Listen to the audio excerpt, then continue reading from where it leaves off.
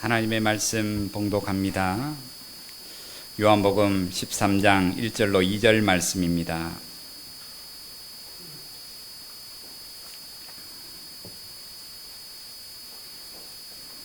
(169면입니다) 6월절 전에 예수께서 자기가 세상을 떠나 아버지께로 돌아가실 때가 이른 줄 아시고 세상에 있는 자기 사람들을 사랑하시되 끝까지 사랑하시니라. 마귀가 벌써 시몬의 아들 가룟 유다의 마음에 예수를 팔려는 생각을 넣었더라. 아멘. 기도합니다.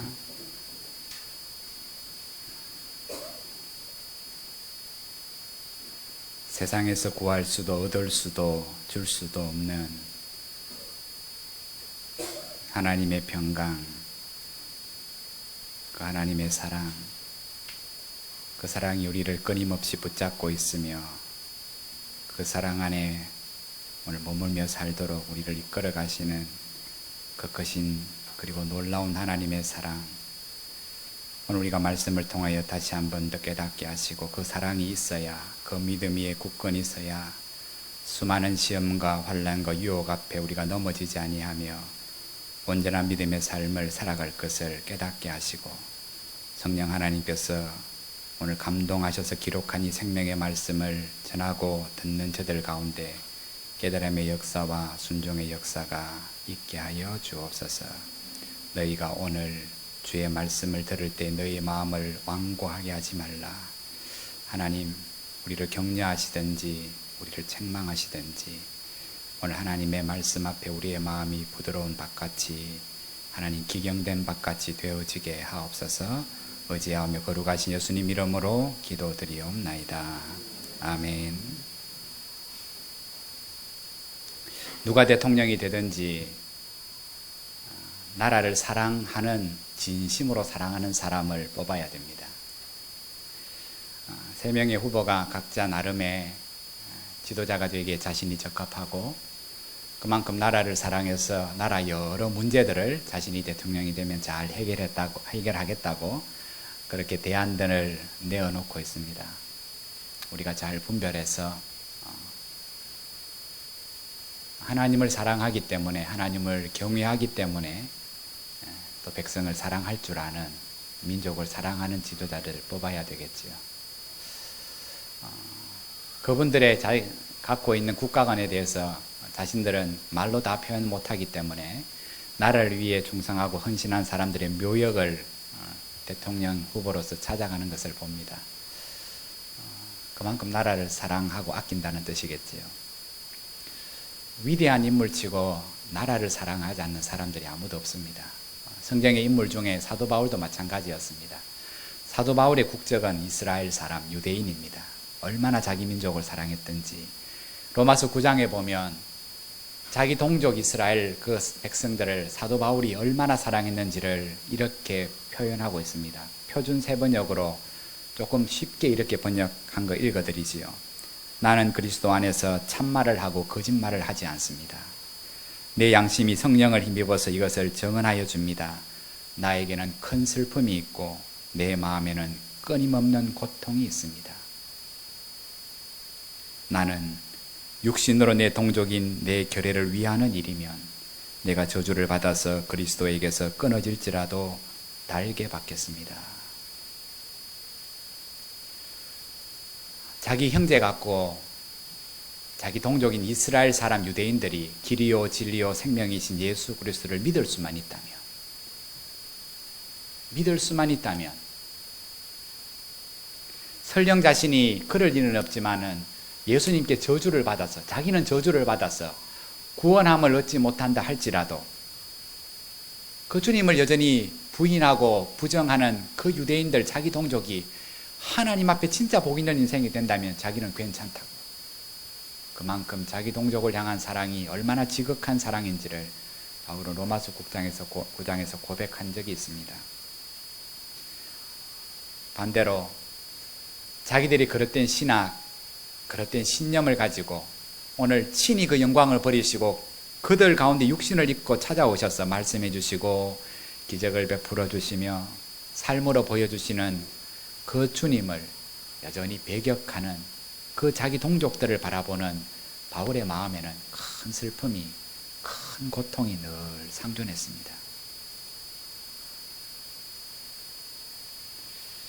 그러나 바울이 항상 그 슬픔, 고통, 그 번민의 그 마음이 눌려 살고 있지 않았습니다. 어느 날 자기 동족이 하나님의 구원의 백성 되기를 늘 기도하고, 그러나 현실은 그들이 여전히 그리스도를 부정하고 부인하는 그 반목되는 상황 속에서 어느 날 사도 바울은 큰 하나님의 구원의 섭리를 깨달았습니다. 그 구원의 섭리란 하나님의 이 땅을 구원하시려는 구원의 그 큰 틀 속에는 유대인 자기 동족만 들어있는 것이 아니라 세상 만민이 다 들어있다는 사실을 알았습니다. 더 다르게 설명하면 하나님은 이스라엘의 하나님이실 뿐만 아니라 거기에 제한되는 하나님이 아니라 이 세상 모든 사람들을 위한 구원자이심을 사도 바울은 비로소 깨달았어요.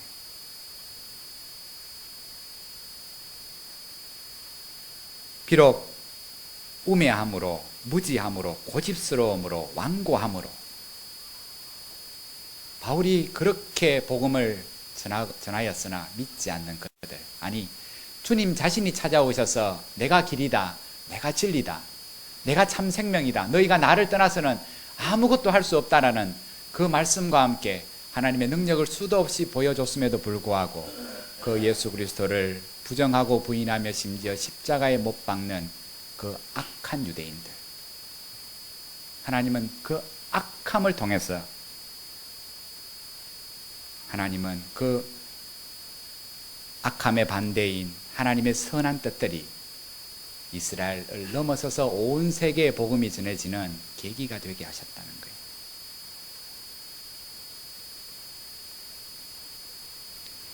이것이 하나님의 큰 세상을 향한 구원의 큰 틀이요, 구원의 섭리임을 깨달았던 사도 바울은 그래서 그 이후로 자기 동족을 향한 근심과 걱정과 번민에 짓눌려 안 살았습니다.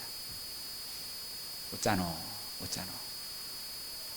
거기에만 한정되어 살지 아니하고 온 세상, 온 열방을 구원하시려는 하나님의 뜻이 어떻게도 확장되어지냐 하면 끝까지 하나님을 거역하고 그 하나님의 복음을 거절하는 그 악한 유대인들의 반목을 통해서 반대로 더 놀랍게 세상을 향하여 복음이 전거되어진다는 사실을 사도 바울이 깨달았기에 그 깨달은 진리를 가장 먼저 삶으로 살면서 이방인에게 복음을 전하는 사도로 사도 바울은 더 열심히 헌신할 수 있었고, 그 헌신하는 가운데 얼마나 많은 어려움과 핍박과 방해와 고통을 많이 겪었지만은 그렇게 자기를 회방하고 방해하는 그 악의 존재에 대해서 고민 안 했습니다.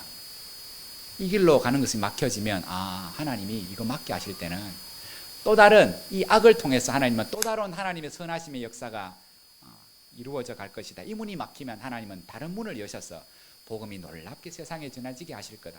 하나님의 본심은 세상이 복음을 못 들어서 멸망당하는 것이 아니라 오늘 지구상에 있는 모든 인생이 이 천국의 복음을 듣고 구원 얻어 하나님의 거룩한 백성이 되는 것이 하나님의 구원의 큰 틀이므로 오늘 그 복음을 전하는 일에 개인의 어려움들, 교회의 어려움들을 그것 때문에 밤새도록 고민하고 내일도 고민하고 한 달 동안 고민하는 것이 아니라 인생이 생각할 수도 없지만은 새로운 길을 열어가시는 악을 통하여 하나님의 선한 역사, 하나님의 영광을 드러내시는 하나님의 구원의 큰 섭리를 오늘 바울은 믿었고 그것을 날마다 경험하며 살았습니다.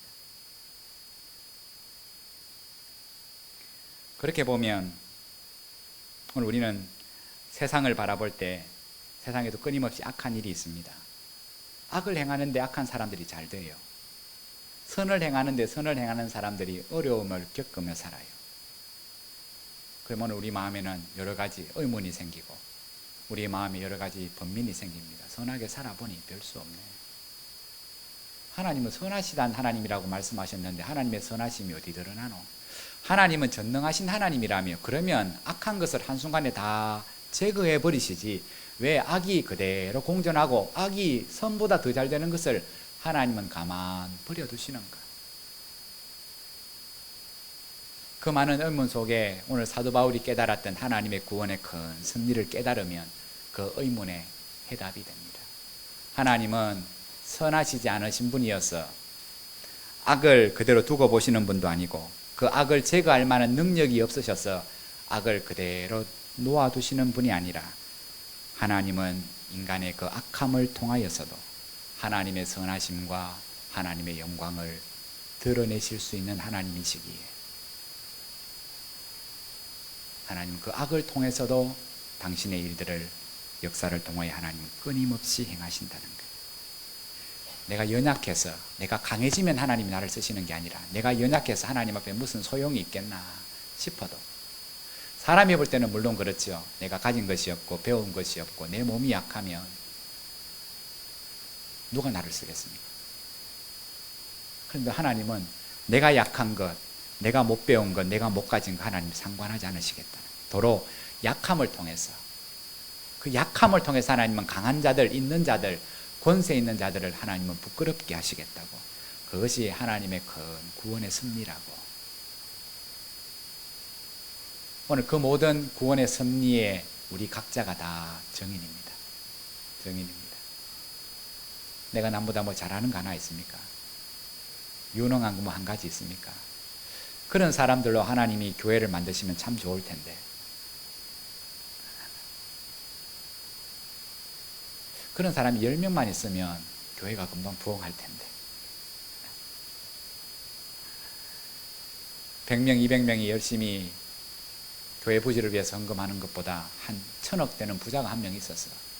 아이고 내한테 100억 줌이야 이거 별거 아닙니다 하면서 100억을 딱 내어놓을 수 있는 부자가 있으면 얼마나 좋겠고, 큰 기업의 회장이 있어서 아이고 전도하는 거 걱정하지 마이소 내가 한번 와서 복음을 한번 들어라 무언의 압력을 가하면 한 1000명이나 2000명쯤 와서 그 빈자리 가득 채울 수 있는 그런 힘을 가진 기업의 회장님이 몇 명쯤 있으면 오늘 교회가 부흥하는 거 식은죽 먹길 텐데. 세상의 리더십을 가진 사람들이 교회에 몇 명쯤 있어서 열심히 각자에서 섬기면 지금보다 더 교회가 부흥할 텐데. 하나님은 바울의 입을 통해서 한번 주위를 돌아보십시오. 참 부끄러운 것은 세상 사람들보다 못 배우고 못 가지고 성질 더러운 사람들이 더 많이 모여 있습니다. 사람의 눈으로 보면 하나님이 하시는 일들을 청량할 수 없지만 우리가 판단하기에는 오합지졸을 모아놓고 하나님이 하실 수 있는 일이 제한되는 것 같지만 하나님은 그렇지 않다. 여러분 창세기에는 인간 최초의 살인자인 가인에 대한 이야기가 성경에 소개되어져 있습니다. 자기와 한 피를 나눈 형제를 단지 시기심 때문에 죽인다는 것은 정말 악한 일이죠. 그죠? 그 동생이 형한테 크게 잘못한 거 없습니다. 그런데도 시기심 때문에 동생을 죽였어요. 그 악한 일이에요. 그런데 성경은 그 악한 일을 기록해뒀어요. 왜 좋은 일만 안 기록하시고 성경에 그 악한 일을 기록하셨을까요? 그 악한 일을 통해서 하나님이 우리에게 무엇을 말씀합니까? 우리의 형제 관계를 늘 되돌아보라는 거예요. 형제가 피를 나눈 형제든 교회를 이루어가는 신앙의 형제이든 하나님을 참으로 믿는 믿음 안에서 서로를 사랑하는 법을 배우지 아니하면, 서로를 이해하는 법을 배우지 아니하면, 서로를 긍휼히 여기는 법을 배우지 아니하면 그 가인의 이야기처럼 서로가 서로에게 무서운 살인자가 얼마든지 될 수 있다는 것을 경고하시는 거예요. 가인이 나쁜 놈이다 그거 말하려고 거기에 가인 이야기를 적은 게 아닙니다. 믿음의 형제들이 서로 사랑 안 하면 얼마든지 그런 관계가 된다는 거예요. 지난 3일 밤 말씀을 살폈듯이 성경에는 자기 아버지 목 밑에 칼 들이대는 불효막심한 아들 압살롬을 소개합니다. 좋은 이야기, 아버지한테 효를 베푸는 아들 이야기 적어도 성경이 모자랄 텐데 배은망덕한 자식 이야기를 왜 성경은 기록합니까? 압살롬 나쁜 놈이다 그거 기억하라고 우리에게 그 악한 이야기를 기록한 게 아닙니다. 오늘 그 압살롬에 관한 이야기는 먼저 부모들에게, 우리 부모가 참된 믿음의 부모가 되지 아니하면, 믿음으로 자녀를 양육하지 아니하면, 그 자식들을 신앙으로 바르게 교육하지 아니하면 부모와 자식 사이는 원수보다 더 나쁜 사이가 얼마든지 됨을 우리에게 경고하시는 거예요. 초대교회에는 그나마 남들보다 열심히 헌신하는 부부가 있었지. 아나니아와 삽비라. 그 아나니아와 삽비라가 하나님 앞에 바쳐야 될 헌금을 불법으로 착복하다가 오늘 죽음을 당하는 내용이 나옵니다. 왜 은혜롭지 못한 그 사건을 하나님은 그 악한 일을 왜 성경에 기록하셨을까요? 오늘 우리에게 하나님은 하나님께 바쳐진 그 헌금을 교회가 어떻게 얼마나 잘 사용해야 되는지를 우리에게 경고하시는 거예요. 나는 압살롬 같지 않아서, 나는 가인 같지 않아서, 나는 아나니아와 삽비라 같지 않아서 감사합니다. 그 기도는 바리새인의 기도. 우리 대부분은 그렇게 기도합니다. 아이고 하나님, 내가 아무리 약해도 다윗같이 약하겠습니까? 나는 다윗 같은 살인죄도 안 저질렀고 가인 같지도 않고. 우리는 늘 나를 의롭게 여기면 남의 신앙과 비교합니다. 그 자체가 악한 건데, 그 자체가 악한 건데 하나님은 이들이 나쁜 놈이다 라고 말씀하시기 위해서 이 악한 일들을 성경에 기록한 게 절대로 아닙니다. 우리의가 더 낫다고 자부심을 가지라고도 하나님은 이 내용들을 기록한 게 아닙니다. 오늘 가룟 유다 이야기가 나옵니다. 주님의 제자면서 은 30을 받아먹고 주님을 팔아버렸어요. 악한 놈 중에 악한 놈이죠. 그러나 하나님은 그 가룟 유다의 그 악함을 통해서 비록 팔려가셨지만은, 그러나 팔려가서 죽음으로 끝나신 것이 아니라 십자가와 부활을 통하여 인생에게 하나님의 생명을 선물로 주셨습니다. 알렉산더 포브라는 신학자가 이 모든 이야기에 대해서 이런 결론을 그림으로 설명을 했습니다. 그림에서 어두운 부분이 그림의 전체 구도에 기여하듯이 악한 것도 하나님의 영광을 드러내는 일에 기여합니다. 그림은 밝은 것만 있을 수 없습니다. 밝은 게 밝아지려면 뒤가 뭐 해야 됩니까? 어두운 게 있어야 밝은 게 드러나는 거죠. 좋은 것만 다 그릴 수 없습니다. 그림이 그러하듯이, 그래야 그림이 완성되듯이 하나님은 밝은 것으로만 세상을 이끌어 가시는 것이 아니라 악을 여전히 허용하시고, 그 악을 하나님이 심판하시겠지만은 잠시 잠깐 그 악을 허용하시는 것을 통해서도 그 악 때문에 하나님의 선한 역사가 가로막히는 것이 아니라 인생의 그 악함 속에서도 하나님은 당신의 선함을 여전히 이루어 가신다는 사실. 내가 연약한데도, 내가 부족한데도, 내가 온전해지고 나면 나를 쓰시는 것이 아니라 내가 더 많이 배우고 나서, 내 마음이 더 새로워지고 나서야 하나님이 시험해 보시고 달아보시고 나를 사용하시는 것이 아니라 여전히 허물도 많고 부족한 것이 많음에도 불구하고 하나님은 나를 여전히 들어 쓰시기를 기뻐하신다는 것. 그것이 오늘 사도 바울과 믿음의 사람들이 깨달았던 하나님의 큰 구원의 틀, 구원의 섭리였습니다.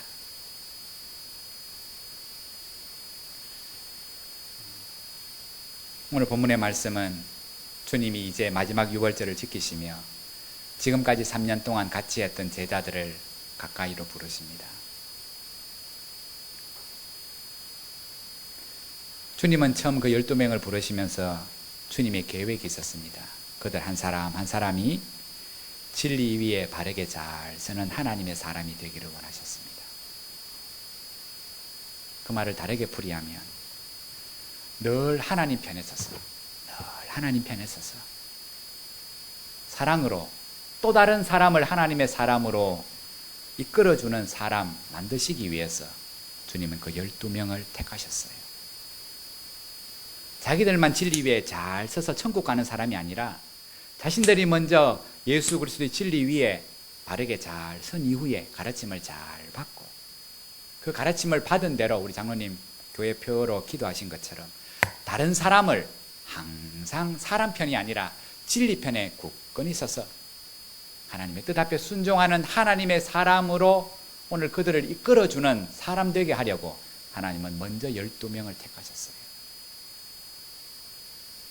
근데 지금까지 보면 그 12명이 아직까지 진리에 서 있는지 의심스럽습니다. 아직까지는 자기밖에 모르죠. 다른 사람을 진리의 사람으로 세워주는 거 별 생각이 없어요. 지금 이 사람들한테는.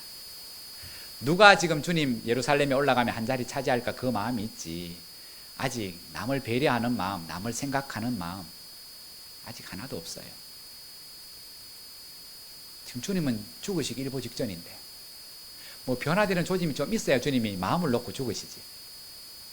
근데 아직까지 주님이 보시기에 이렇다 할 만큼의 열매가 하나도 없는데도 오늘 본문의 말씀은 계속해서 이렇게 증거됩니다.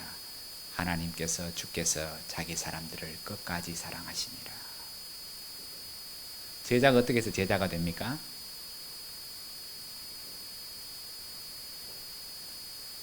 주님의 사랑이 그들을 끝까지 붙잡기 때문에 제자가 되는 겁니다. 우리가 하나님을 믿는 믿음이 그 믿음입니다. 그 믿음입니다. 내가 뭐 말씀을 듣고 더 깨달으면 내가 더 충성된 사람이 될 것 같습니까?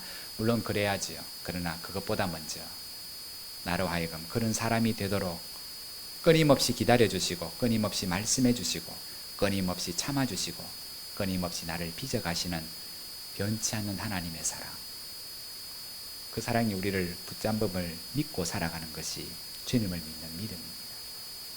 내 자신의 연약함을 발견하고서 좌절하고 낙심하고 자살을 생각하는 게 아니라 그것 때문에, 연약함 때문에 참 내가 정말 불순종하고 산다, 말씀을 들어놓고는 말씀과는 정말 상관없는 삶을 산다, 야, 내 삶 때문에 하나님의 영광을 가리운다.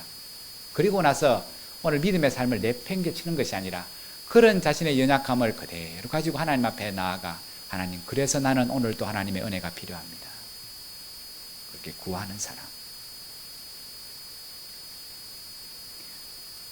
오늘 그 사람으로 살아갈 수 있도록 내 의지를 먼저 붙잡아 주시는 하나님의 사랑이 있음을 믿는 것. 오늘 그렇게 주님은 그들을 여전히 사랑하시고 믿으시고 그들을 하나님의 거룩한 사람으로 빚어가시는데 2절 말씀에는 이런 일이 반대로 벌어지고 있었습니다. 보이지 않는 일입니다마는 마귀가 벌써 시몬의 아들 가룟 유다의 마음에 예수를 팔려는 생각을 넣었더라. 이건 안 보이는 일이에요. 지금 마귀가 가룟 유다의 마음에 쏙 들어갔습니다. 보입니까? 안 보입니까? 안 보여요. 지금 주님은 자기 제자들을 사랑하시고 그 발 앞에 무릎을 꿇으시고 서로를 섬기는 게 뭔지, 사랑이 뭔지 지금 손수 발을 씻기시며 그 일들을 보여주시는데, 그 12명 중에 한 명의 마음, 가룟 유다의 마음에 마귀가 쏙 들어가서 어떤 마음이 일어나게 했냐면 예수를 팔려는 생각, 돈 받고 팔려는 생각을 집어넣었어요. 이 말씀을 문자 그대로 생각하면 마귀라는 놈이 가룟 유다의 마음에 예수를 팔아라, 돈 받고 팔아라 하는 마음을 집어넣었다고, 그래서 가룟 유다가 자기는 원래 그런 생각이 없었는데 은 30을 받고 예수를 팔았다, 결과적으로 책임은 마귀한테 있다, 그렇게 오늘 이 본문의 구절은 문자적으로 우리에게 그것을 가르쳐 주는 것 같지만 정반대 해석입니다. 그렇지 않습니다. 굳이 책임을 따진다면 가룟 유다의 책임이 크냐 마귀의 책임이 크냐? 100% 가룟 유다의 책임입니다. 100% 가룟 유다의 책임입니다. 아니지요. 마귀가 생각을 넣었지 않겠습니까? 천만의 말씀.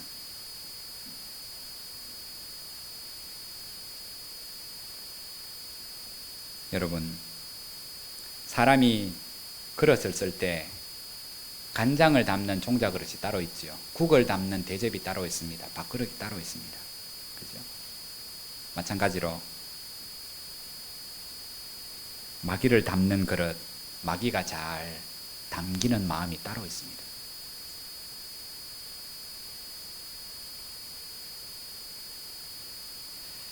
마귀가 가룟 유다의 마음속에 들어가서 예수를 팔려는 생각을 넣었기 때문에 가룟 유다가 마지못해서 마귀의 의도에 순종해서 예수님을 팔아버리려는 마음을 가진 것이 아니라 가룟 유다의 마음이 이미 사탄의 생각을 담기에 적합한 마귀의 그릇으로 준비되어 있었기 때문에 마귀는 그 마음에 그 생각을 그냥 집어넣은 것밖에 없는 거예요. 그래서 책임은 가룟 유다에게 100% 있는 거예요. 나중에 하나님이 심판하실 때 가룟 유다가 하나님 억울합니다. 나는 그럴 마음이 없었는데 이 마귀가 12명 중에 나를 택해갖고 그 마음을 집어넣어서 내가 할 수 없이 예수님을 팔아먹었습니다. 절대로 변명을 못합니다. 왜냐하면 가룟 유다의 마음 자체가 마귀가 들어오기에 가장 적합한 마음으로 이미 준비되어져 있었기 때문에. 여러분, 그렇다면 가룟 유다의 마음이 도대체 어떠했길래 12명 중에 하필이면 마귀가 가룟 유다의 마음을 선택했겠습니까? 달리 말하면 마귀가 가장 좋아하는 마음이란 어떤 마음이겠습니까? 마귀가 어떤 마음을 가장 좋아하는지, 마귀가 어떤 사람을 가장 미혹하고 유혹하고 누가 잘 넘어지는지를 주님이 40일 금식 기도를 하시고 마귀에게 그 광야에서 시험 받으시며 주고 받으시고 행하시는 그 말씀의 비유가 오늘 우리에게 해답을 가르쳐 줍니다. 마귀가 가장 좋아하는 마음이 어떤 마음인가?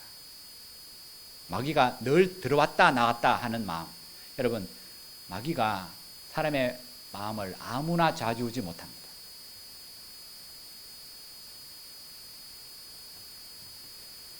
마귀가 예수님에게 첫 번째 한 시험은 40일 동안 금식에서 배고파 있는 그 주님에게 눈에 보이는 수많은 돌들을 떡덩이가 되어서 먹으라는 유혹이었습니다. 그 시험은 다른 말로 예수야, 너 지금 가장 배고프지? 지금 딴 거 생각 안 나고 먹을 거 생각나지? 그러므로 너의 그 줄인 배를 채우기 위해서 하나님의 창조의 질서 그거 다 무너뜨리고 수단과 방법을 가리지 말고 너한테 그런 능력이 있으니까 너 배고픈 것을 채우라는 거예요. 필요한 거 만들으라는 거예요. 필요한 것. 그런 능력이 있으니까. 여러분, 여기서 오늘 우리는 마귀가 좋아하는 마음이 뭔지를 발견합니다. 마귀가 좋아하는 마음은 바로 자기 중심적인 마음이에요. 봐라, 지금 네 배고프지? 네 배고프지? 너한테 채워지지 않는 거 있지? 갖고 싶은 거 있지? 그거 네 마음대로 해보라. 마귀가 가장 좋아서 들락거리는 마음은 자기 배, 자기 마음, 자기 생각, 자기 주머니만을 생각하는 마음을 마귀는 가장 좋아하고 주물락거리는 거예요. 이 유혹에 대해서 주님이 어떻게 대처하셨습니까? 사람이 떡으로만 살 것이 아니요 하나님의 입으로 나오는 모든 말씀으로 살 것이니라. 그 말씀으로 마귀의 첫 번째 유혹을 물리치셨습니다. 그 구절 안에서 오늘 우리는 마귀가 결코 마음대로 들어와서 그 생각을 집어넣지 못하는 마음이 어떤 마음인지를 또한 발견합니다. 그 마음이 어떤 마음인 줄 아십니까? 하나님의 말씀을 중심으로 살아가는 마음. 하나님의 말씀을 중심으로 살아가는 마음이 있으면 마귀가 들어와서 마음대로 주물락거리지 못하는 거예요. 두 번째 시험이 이어졌습니다. 예수님을 성전 꼭대기 높은 곳에 데리고 가서는 한번 뛰어내려 보라 그랬어요.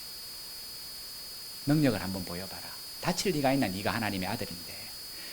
바닥에 떨어져서 뼈가 부러지려 하는 그 순간 하나님이 천사를 보내갖고 너를 보호할 거 아이가? 뛰어내려봐라. 그때 주님이 주 너의 하나님을 시험하지 말라고 일축하셨습니다. 거기서 역시 오늘 우리는 두 가지를 발견하죠. 마귀가 가장 좋아하는 마음이 어떤 마음인가? 그 마음은 헛된 명예와 헛된 영광과 허세를 쫓아다니는 마음. 그 마음이 있으면요 금방 알아채고 마귀가 들어와서 우리 마음을 지 마음같이 만드는 거예요. 여러분 아시죠? 우리 마음은 변죽이 개죽 걷듯이 합니다. 그죠? 금방 마음이 바뀌지요. 금방 마음이 바뀝니다. 그래서 나도 내 마음을 잘 모르지요. 정말 나도 내 마음을 잘 몰라요. 그 마음을 다스릴 수 있는 사람은 아무도 없습니다. 내가 내 마음의 주인이면 내가 내 마음을 다스릴 것 같은데 내 마음은 내게 아닙니다. 성령이 주인이시든지 혹은 마귀가 주인이든지. 오늘 우리가 하나님 말씀을 중심으로 하는 마음을 갖고 살지 아니하면 허세와 허욕과 헛된 영광과 그것을 추구하는 삶으로 살아가면 마귀가 우리의 마음을 주장한다는 거예요.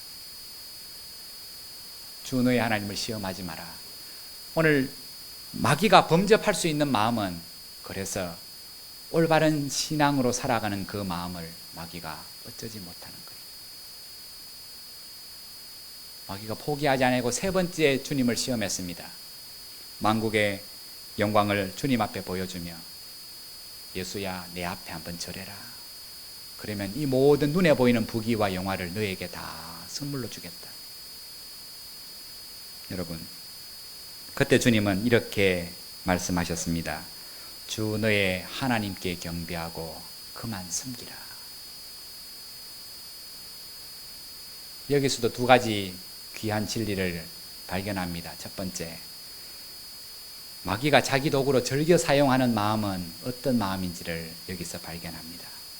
그 마음은 바로 세상의 것들을 우상으로 섬겨 삶의 목적으로 삼고자 하는 마음, 눈에 보이는 부귀 영화를 추구하고 그것 위에서 살아가는 그 마음, 거기에 마음이 빼앗겨 있는 마음을 마귀는 언제나 자기 도구로 사용한다는 거예요. 반대로 마귀도 어쩔 수 없는 마음은 곧 하나님만을 삶의 목적으로 삼는 그 마음을 마귀가 마음대로 주무르지 못한다는 거예요. 내 마음은 지금 어떤 마음입니까? 마귀가 마음대로 할 수 있는 마음입니까? 아니면 마귀가 마음대로 범접할 수 없는 마음입니까?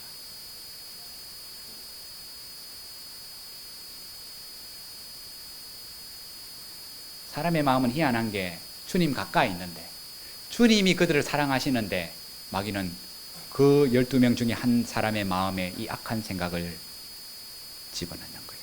아니, 그 악한 생각을 한 인생은 허용하는 거예요. 다 같이 지금 은혜 받고 있는데 마귀는 그렇게 역사하는 겁니다. 마귀는 그렇게 역사합니다.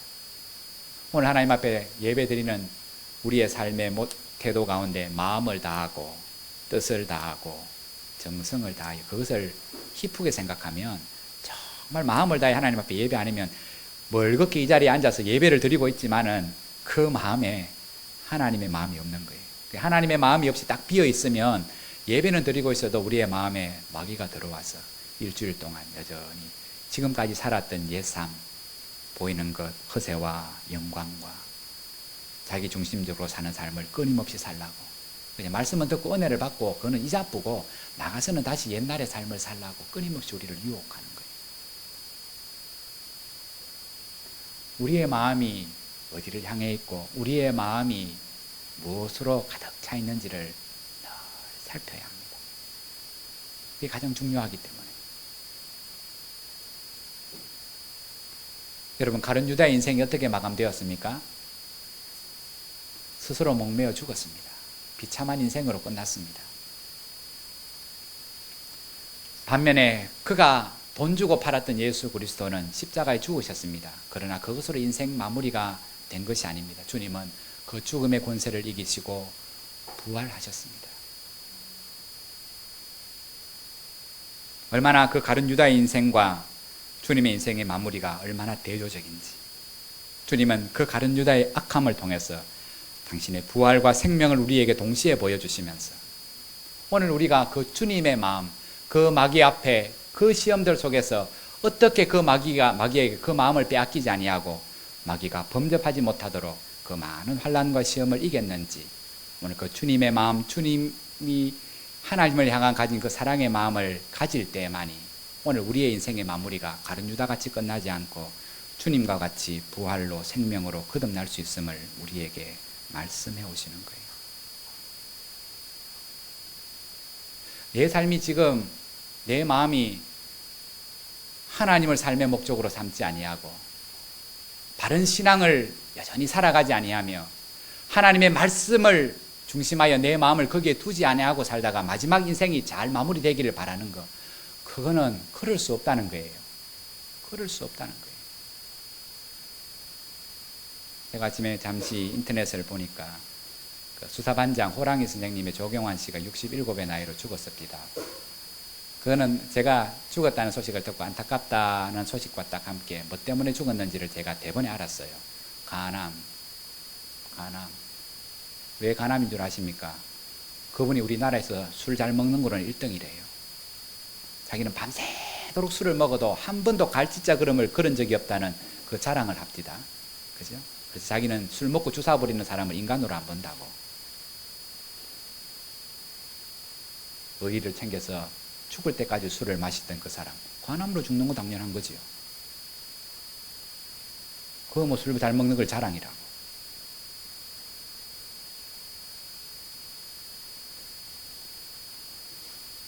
그분이 예수를 얼마나 잘 믿고 혹은 안 믿었는지는 잘 모르지만 자신의 67의 평생을 철들 때부터 시작해서 죽을 때까지 간암을 발견하기 전까지 죽을 똥 살 똥 술을 퍼마셨으면 그거 아무리 하나님을 믿어도 간암으로 죽는 거예요. 그거는.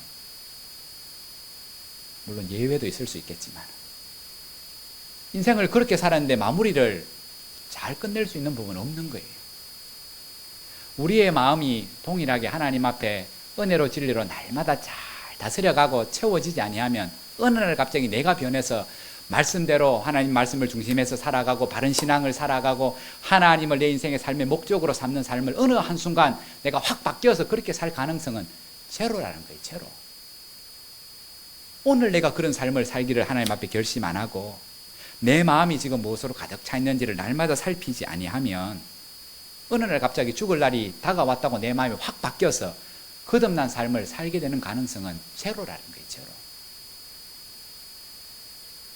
여러분, 동생을 죽인 가인이 하나님 모르는 이방인입니까? 아니요. 아담의 장남이었어요. 아버지 목에 칼 갖다 댄 압살롬이 이방인이었습니까? 하나님 몰랐습니까? 이스라엘 왕 중에 하나님을 가장 잘 섬긴 다윗을 아버지로 둔 아들이었어요.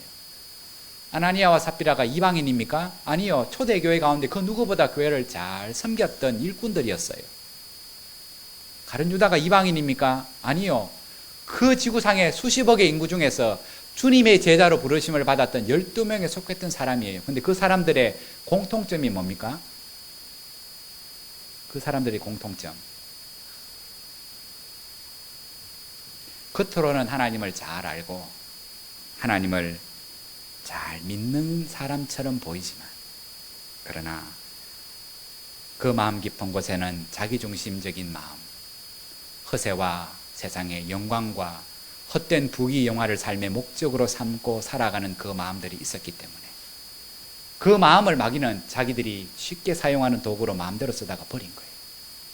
마귀한테도 버림을 당하고 하나님께도 버림을 당하고.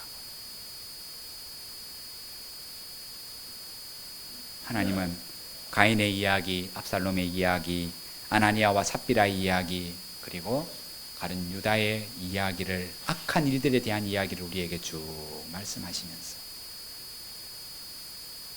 우리의 이 마음이 무엇으로 가득 차 있어야 마귀가 마음대로 범접하지 못하는 마음을 유지할 수 있고 하나님 앞에 쓰임을 받는 영화로운 거룩한 도구가 될 수 있는지를 오늘 하나님 우리에게 말씀하시는 거예요. 머릿속에 돈이 가득, 마음에 돈 생각이 가득 있으면 돈 때문에 좋은 일도 혹 있을지 모르겠지만 그 돈 때문에 우리의 영혼이 망할 거라고. 너무 좋아서 너무 귀해서 갖고 있는 마음에 가득 차 있는 세상에 그 보이는 그 무엇 혹은 보이지 않는 그 무엇에 내 생각과 마음을 다 빼앗기고 산다면 금방은 좋을지 몰라도 우리의 인생의 마무리는 가룟 유다 같을 것이라고, 아나니아와 삽비라 같을 것이라고, 압살롬 같을 것이라고, 가인같이 될 것이라고 끊임없이 우리에게 말씀하시는 게 끊임없이. 네 마음은 어떠하냐? 나도 잘 모르겠습니까? 내 마음은 잘 믿을지 못 믿을지 잘 모르겠습니까? 모른다는 게 정답입니다. 큰 시험이 오고 환난이 오면 내가 지금의 이 믿음을 지킬지 안 지킬지 잘 모르겠습니까? 모른다는 게 정확한 답입니다. 사람은 당연히 본능적으로 어려움이 오고 환난이 오면 그 어려움을 피하고 싶어요. 도망가고 싶어요. 그러나 오늘 끝까지 우리를 사랑하시는 하나님을 믿는 믿음을 날마다 고백하고 나 자신의 연약함을 나는 피조물임을 그 하나님 앞에서 날마다 깨어서 구하면 어떤 시험과 환난 속에서 내 모습으로는 흔들릴 수밖에 없고 넘어질 수밖에 없고 도망갈 수밖에 없지만 끝까지 자기 사람들을 사랑하시니라 한 그 사랑이 그 제자들을 붙잡아 줬듯이 우리의 삶들을 하나님이 그렇게 붙잡아 인도하실 것을 믿습니다. 말씀을 마칩니다. 우리 앞에는 두 마음, 두 개의 그릇이 있습니다. 하나는 마귀가 즐겨 자기 도구로 사용하는 마음이 있고 마귀가 자기 마음대로 범접하지 못하는 마음 또 한 가지가 있습니다. 이 두 가지 마음 중에 어떤 부류의 사람들은 이 두 가지 마음 중에 한 가지 마음을 초지일관 가지고 살아가는 사람들이 있습니다. 또 어떤 사람들은 두 마음을 동시에 가지고 살아가는 사람들도 있습니다.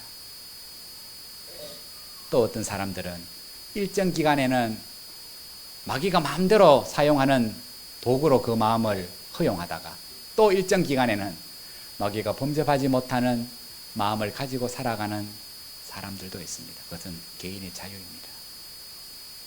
그러나 오늘 하나님은 우리에게 말씀하시기를 오늘 우리의 인생이 한 번밖에 없는데 우리의 마음이 썩어지고 없어질 세상에 우리의 마음을 다 빼앗기고 살아가는 것이 아니라 오늘 그 시험과 환난 앞에서 하나님 앞에 받은 사명을 끝까지 감당하기 위하여 말씀으로 하나님 중심으로 바른 신앙으로 하나님만을 삶의 목적으로 삼고 그 시험과 환난을 이긴 주님의 마음을 본받아 살아야 나한테는 그 마음이 하나도 없고 도무지 없음을 그대로 고백하고 하나님 앞에 나와 은혜를 구하고 진리를 구하고 그 진리로 날마다 하나님의 은혜로 내 영혼을 날마다 충만케 채우며 살아가야 매일마다 깨어서 살아가야 내 마음이 마귀들의 놀이터가 안 된다는 거예요. 여러분 시험과 환난은 가끔 옵니까? 연초에 오고 매달 시작할 때 오고 한 주에 앞에 날에 오고 뒤에 가면 시험과 환난이 없습니까? 분명한 것은 세상의 악은 우리가 죽을 때까지 존재할 거고 주님이 이 땅에 심판하실 때까지 악은 존재할 것이며 우리의 연약함도 여전할 거예요. 은혜로 진리로 우리의 마음을 날마다 채우지 아니하면 분명한 것은 이 마음에 마귀가 들어와서 지 마음대로 한다는 거예요. 사랑하는 성도 여러분, 날마다 분초 순간마다 우리의 그 마음 영혼을 진리로 가득 채우지 아니하면 그렇게 그 삶을 별로 무관심하게 살다 보면 어느 날 결정적인 것을 결정하는 때가 가룟유다처럼 온다는 거예요. 뭔가를 선택해야 되는 거예요. 주님을 따라 살 건가, 순교할 건가, 주님을 모른다고 부인할 건가. 그러면 매일마다 은혜로 진리로 그 마음을 늘 채우고 하나님만을 삶의 목적으로 삼으며 그 하나님 말씀을 중심하여 살지 아니하며 바른 신앙을 늘 견지하며 살지 않다가 갑자기 중요한 것을 결정할 순간이 딱 오는 순간 나는 내 생각과 다르게 지금의 내 생각과 다르게 나는 가룟 유다와 같은 것을 선택할 수밖에 없다는 거예요. 왠 줄 아십니까? 마귀가 그 생각을 강하게 밀어넣기 때문에 그리고 내 본성이 그것에 동의하기 때문에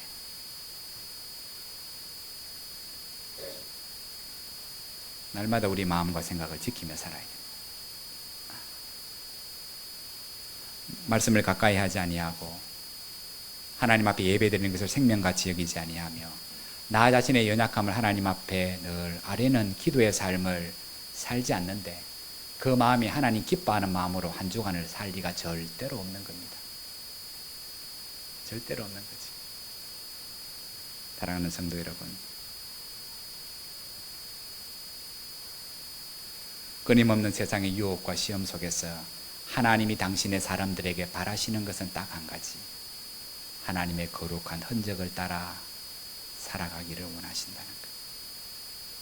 주님이 걸어가신 그 순종의 삶, 끊임없는 마귀의 시험 앞에, 세상의 조롱 앞에 주님이 어떻게 대처하셨는가, 무엇을 가장 소중히 여기시며 어떻게 그 시험과 환난을 이기셨는가, 왜 마귀가 주님의 마음을 마음대로 범접할 수 없었는가.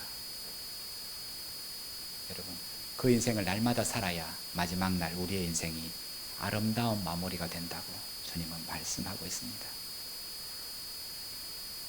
여러분, 내 인생이 언제 마무리될지 아시는 분 있습니까? 내 나이가 이제 50이고 60이니까 아이고 평균 80을 살고 90을 산다니까 아이고 정리하고 정돈할 시간이 많이 남았다. 그렇게 많이 남았으면 얼마나 좋겠습니까? 그러지 않아야 되지만 우리 모두는 다 지금 우리 집에 현관문을 열고 다 나왔습니다. 돌아가서 빨래할 생각도 하실 거고 저녁 지을 것도 생각하실 거고 월요일 출근하실 것도 생각할 거고 돈 걱정도 하실 거고 자식 걱정도 하실 거고 걱정이 많으실 텐데 하나님이 오늘 내가 나온 현관문 못 열고 들어가게 하시면 아무것도 아닌 겁니다. 내 의지로 현관문을 열고 나왔다가 내 의지로 현관문을 다시 열고 들어갑니까?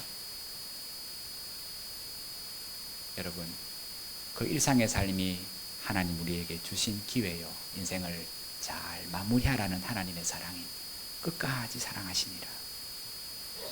우리에게 믿음을 선물로 주시고 하나님의 말씀을 들을 수 있는 기회와 하나님의 교회를 섬길 수 있는 기회와 성도를 서로 사랑할 수 있는 기회, 그 기회를 주셨음을 꼭 기억하시고 그 기회를 내일로 미루지 마시고 오늘 우리의 완고함을 버리고 하나님 앞에 순종하는 삶으로 아름다운 인생을 날마다 빚어져가는 지혜로운 성도들 되시기를 주의 이름으로 축복합니다.